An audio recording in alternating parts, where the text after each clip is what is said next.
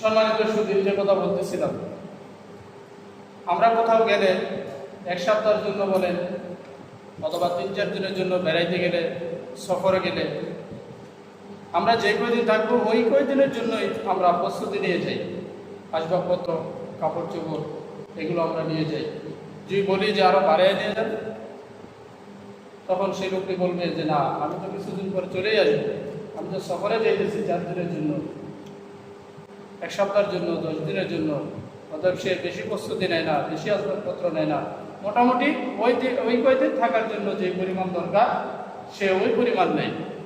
দুনিয়াটাও আমাদের ওইরকমই একটি মুসাফিরখানা। কেউ 60 বছর, কেউ 50 বছর, কেউ 100 বছর এখানে থাকবে, জীবনযাপন করবে, তারপরে চলে যাবে। কিন্তু এই দুনিয়ার মধ্যে আমাদের মুসাফিরখানা, আমরা আসছি, আমাদের চলে যেতে হবে, এটার মধ্যে আমাদের স্থায়ী পরিকল্পনা। এরকমভাবে দুনিয়ার পিছনে আমরা ছুটলাম।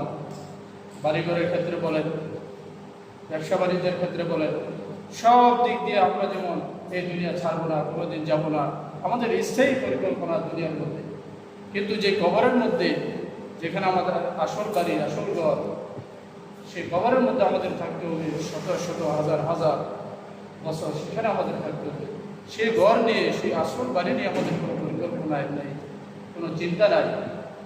এই জন্য আসুন, দুনিয়ার পাশাপাশি, দুনিয়ার থাকতে গেলে আসবাবপত্র যে পরিমাণ লাগে সেই পরিমাণ যেন আমরা করি। আর আমাদের যে আসল বাড়ি, আসল ঘর, কবর রয়েছে, এই কবরটা কীভাবে সুন্দর করা যায়, দুনিয়ার মধ্যে কি করলে কবর সুন্দর হবে, কবরের মধ্যে আমার জীবনযাপন ভালো হবে, সেই কাজটা যেন আমরা দুনিয়ার মধ্যে করি, যাতে করে আল্লাহ তাআলা আমাদের কবরকে সহজ করে দেন। হাসর, মিজান, ফুলসিরাত সব কিছু যেন আল্লাহ পাক আমাদের